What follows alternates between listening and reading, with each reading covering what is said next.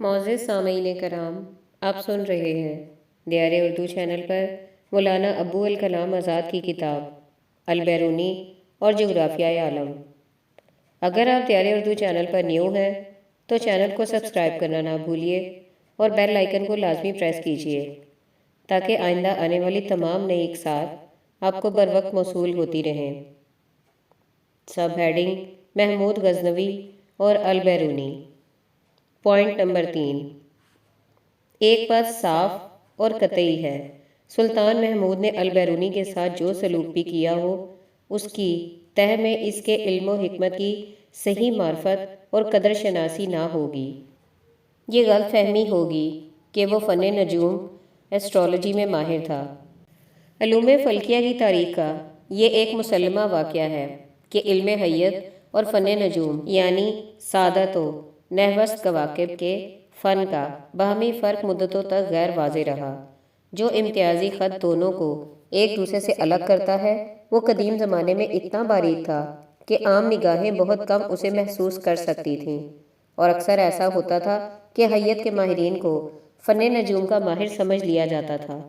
چنانچہ ہم دیکھتے ہیں کہ ابو محمود النہجندی، ابن جابر التبانی، ابو معشر الفلکی، عمر الخیام، نصیر الدین الطوسا وغیرہ، ہم جنہیں فن نجوم کے اوہام و خرافات سے کوئی دور کا بھی تعلق نہ تھا، محض اس لیے نجومی مشہور ہو گئے کہ لوگوں نے ان کی نگاہیں ستاروں کی طرف اٹھی ہوئی دیکھی تھیں، اور وہ خیال کرتے تھے کہ ستاروں کی حرکات کا مطالعہ صرف اس لیے کیا جا سکتا ہے کہ فن نجوم کا اعتقاد اسی رخ پر لے جاتا ہے۔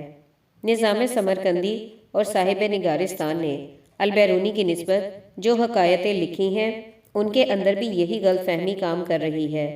البیرونی کے بے لاگ علمی دماغ کا تو یہ حال تھا کہ جس شخص کو ریاضی و حیت کے ساتھ فن نجوم کے اعمال و احکام سے بھی دلچسپی ہوتی، وہ اس کے بیانات کو شک و شبے کی نگاہ سے دیکھنے لگتا، کیونکہ وہ خیال کرتا کہ بہت ممکن ہے فن نجوم کے عقیدہ سے اس کا رصدی عمل غیر محسوس طریقہ پر متاثر ہو گیا ہو۔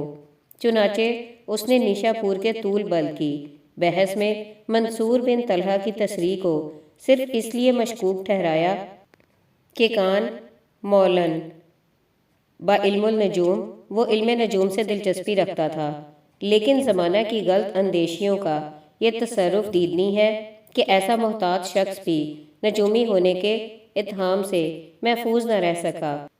البیرونی کے عہد سے تقریباً 50-60 سال بعد امام فخر الدین الرازی نے اپنی مشہور تفسیر لکھی ہے۔ وہ سورہ کہف کی تفسیر میں ایک جگہ البیرونی کا قول ذوالقرنین کی شخصیت کی نسبت نقل کرتے ہیں اور اس کا نام اس طرح لکھتے ہیں کہ ابو الریحان البیرونی المنجم۔ یہ روایت کہ سلطان محمود نے البیرونی کی جان بخشی اس کے نجومی ہونے کے خیال سے کی، صحیح ہو یا نہ ہو، لیکن سلطان کی دماغی استعداد پیش نظر رکھتے ہوئے ہمیں تسلیم کرنا پڑتا ہے کہ البیرونی کے علمی مقام کی اندازہ شناسی کے لیے وہ قطعاً غیر مستعد تھا، اور اس کے فلکی اعمال کے ذوق و انہماک کو صرف اسی صورت میں دیکھ سکتا تھا کہ اسے نجومی تصور کر لے۔ اس سے زیادہ کے لیے اس کے پاس کوئی دماغی استعداد نہ تھی۔ اس صورتحال میں بھی ہمیں البیرونی کے احساسات کی تلخی اور مایوسی صاف صاف نظر آ جاتی ہے۔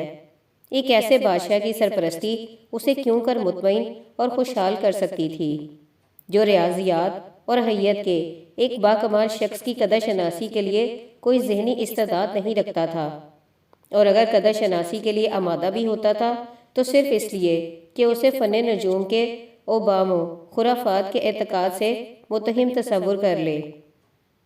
نمبر 4، سلطان محمود کی دماغی اور اخلاقی سیرت کے جس قدر حالات تاریخ کے اوراق میں محفوظ کر لیے ہیں، ان سے ہم اس غیر معمولی شخصیت کے انداز طبیعت کی ایک تصویر کھینچ سکتے ہیں۔ اس میں عزم و عمل اور ہمت و شجاعت کے لیے نظیر و صاف تھے۔ وہ اپنے عہد کا سب سے بڑا فوجی سپہ سالار تھا۔ اس کی حکمرانی کا دامن شخصی حکمرانوں کے ظلم و ستم کے عام دھبوں سے کم داغدار ہوا۔ وہ بقول انگریز مورخ گیبن کے میدان جنگ میں کتنا ہی خون خوار نظر آتا ہو، مگر تخت حکومت پر عدل و مساوات کا خواستگار تھا۔ لیکن ان تمام اوصاف کے ساتھ اس کی دماغی شخصیت کا دوسرا رخ بھی ہمیں نمایاں کرنا پڑتا ہے۔ وہ کامل معنوں میں اپنے عہد کا ایک ترک سپاہی تھا اور علوم و معارف کے میدانوں میں کوئی قدم نہیں اٹھا سکتا تھا۔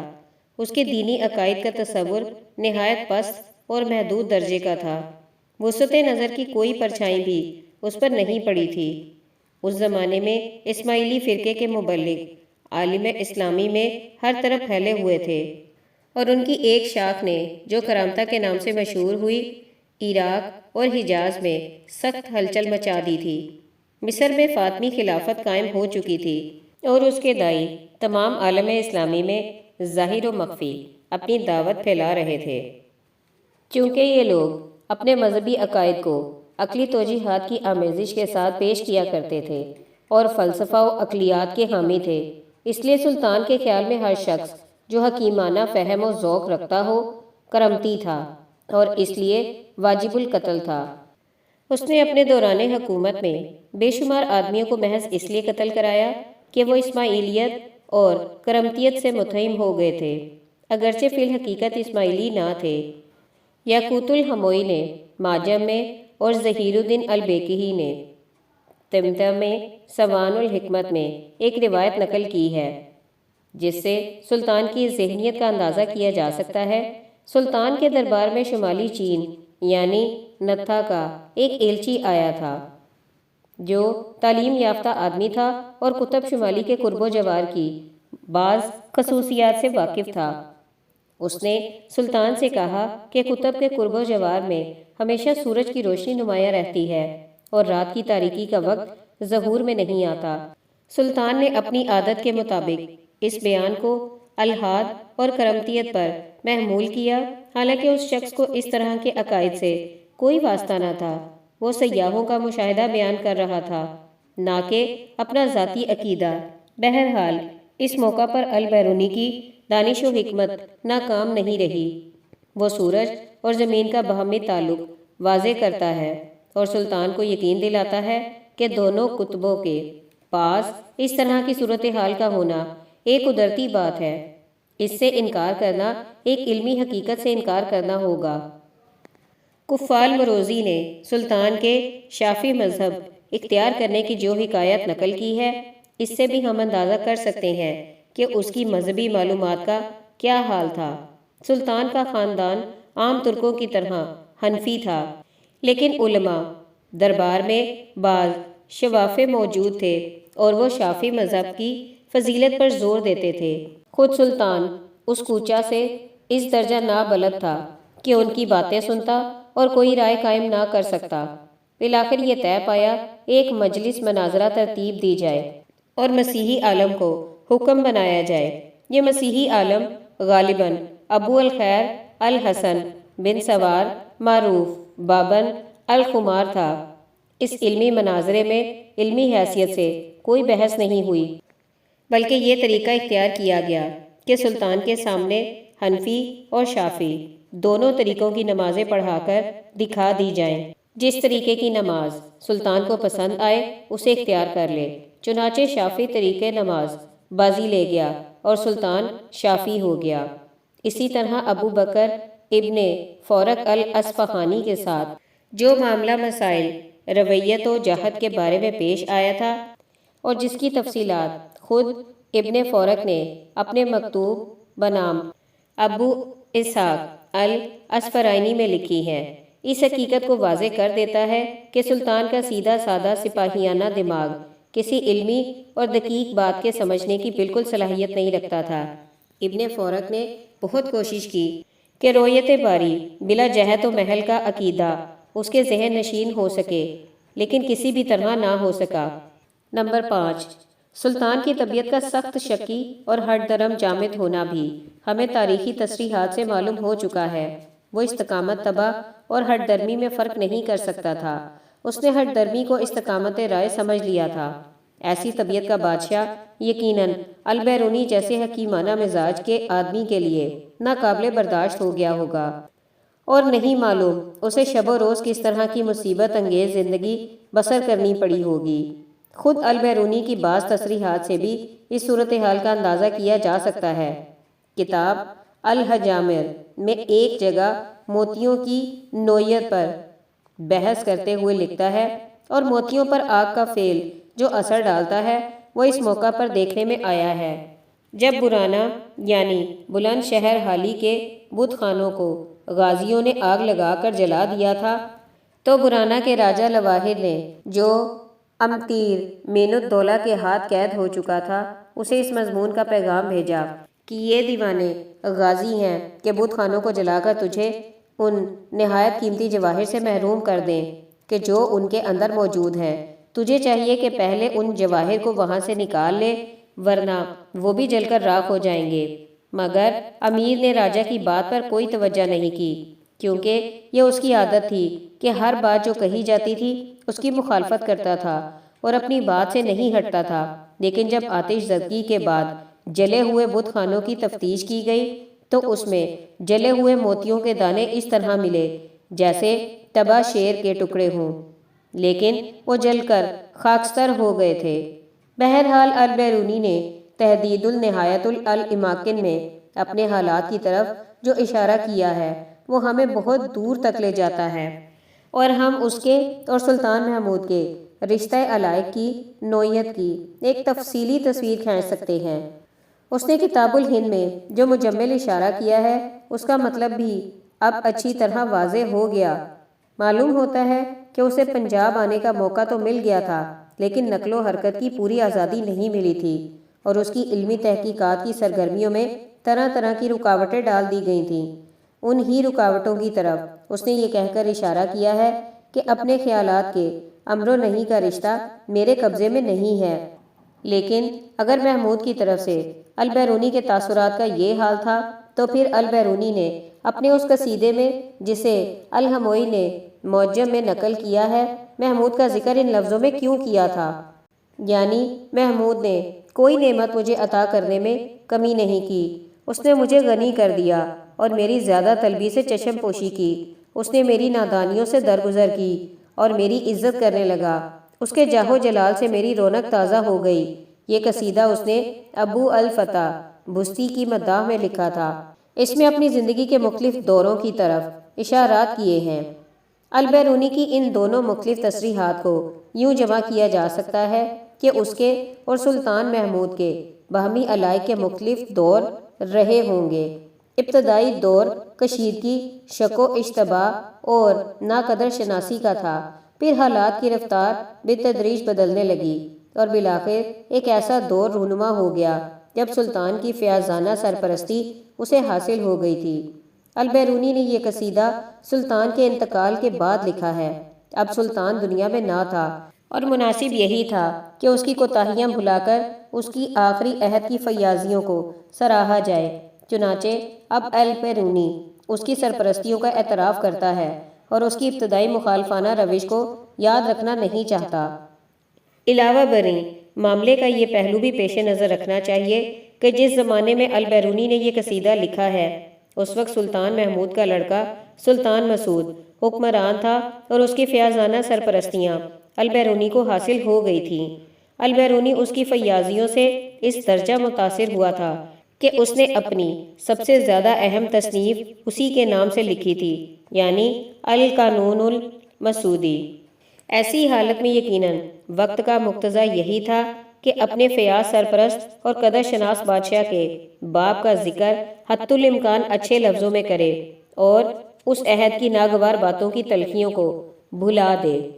سب ہیڈنگ: ہندوستان میں البیرونی کی حدود و سیاحت۔ ڈاکٹر ایڈورڈ زکھاؤک نے کتاب الہند کی ایک تصریح سے یہ نتیجہ نکالا تھا کہ البیرونی کی حدود سیاحت ہندوستان میں ملتان اور لاہور سے آگے نہیں بڑھی تھی۔ چنانچہ اس وقت سے یہ بات بطور ایک مسلمہ واقعہ کے تسلیم کر لی گئی ہے اور خیال کیا جاتا ہے کہ البیرونی نے ہندوستان میں سے صرف ملتان اور لاہور کو دیکھا تھا۔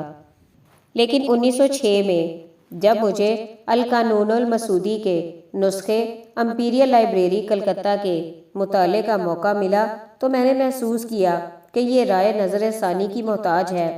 اب توغان آفندی کے اس مجموعے کے مطالعے کے بعد میں وثوق کے ساتھ کہہ سکتا ہوں کہ البیرونی کی سیاحت ہند کا دائرہ صرف پنجاب ہی میں محدود نہ تھا۔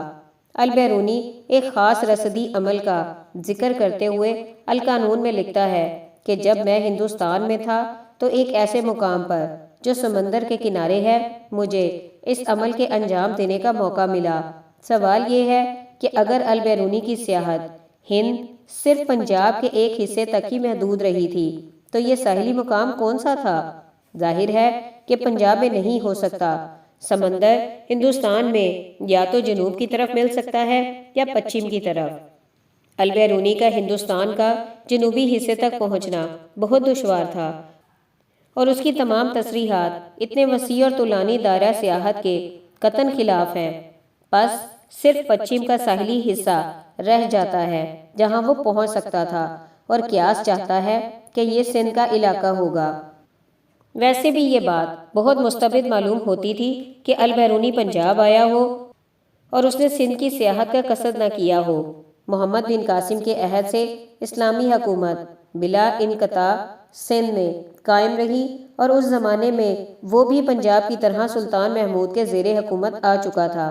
بس کوئی وجہ نظر نہیں آتی کہ البیرونی نے سندھ کی سیاحت نہ کی ہو۔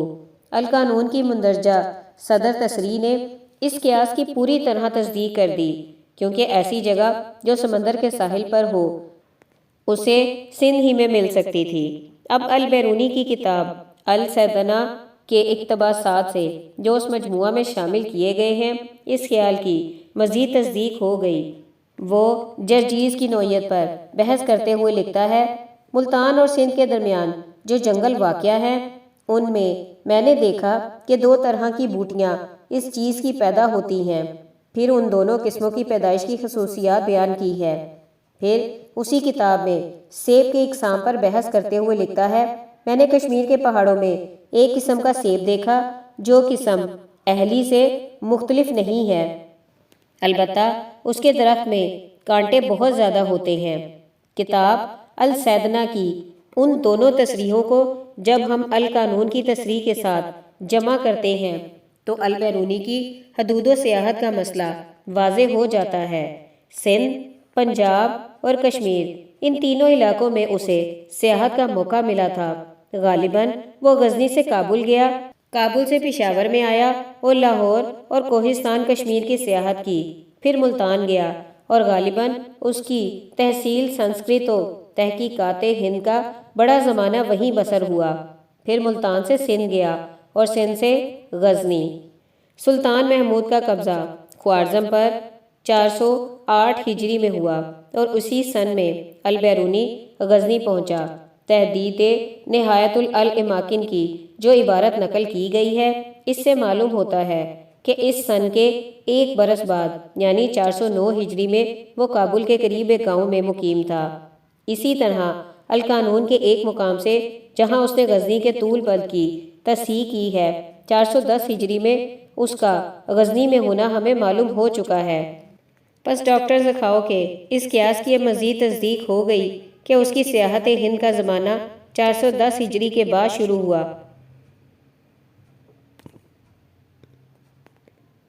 اور غالباً 9-10 برس تک جاری رہا۔ سب ہیڈنگ البیرونی کی دماغی سیرت۔ البیرونی کی زندگی کی سب سے زیادہ نمایاں خصوصیت اس کا بے لاگ علمی یعنی سائنٹیفک دماغ ہے۔ اس کی یہ خصوصیت ہر جگہ اس کے ساتھ آتی ہے۔ کوئی ذہنی عقیدہ، کوئی قومی روایت، کوئی تاریخی مسلمہ اس کی اس خصوصیت کو متاثر نہیں کر سکتا۔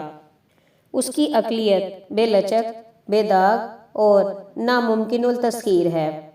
الآثار الباقیہ اور کتاب الہند میں اس کی یہ خصوصیت جا بجا نمایاں ہوئی ہے اور اہل علم کی بحث و نظر میں آ چکی ہے۔ ہم یہاں ان مباحث کو دہرانا نہیں چاہتے، البتہ کتاب السیدنہ اور الجماہیر کے مطالعے سے جو بعض نئے شواہد روشنی میں آئے ہیں ضروری ہے کہ ان پر نظر ڈالی جائے۔ 3 اور 4 صدی ہجری کے تمام عرب مورخوں اور سیاحوں نے سنگل دیپ یعنی سیلان کی معدن یاقوت کا ذکر کیا ہے، نیز ایک پہاڑ کا جسے وہ جبل البرق کے نام سے موسوم کرتے تھے، یعنی بجلیاں چمکانے والا پہاڑ۔ ان دو باتوں نے جمع ہو کر طرح طرح کے وہمی قصے مشہور کر دیے، اور معلوم ہوتا ہے کہ ان قصوں کا سرچشمہ مغربی ہندوستان کے ساحلی مقامات تھے، جہاں عراق اور مصر کے عرب جہاز راں آتے رہتے تھے۔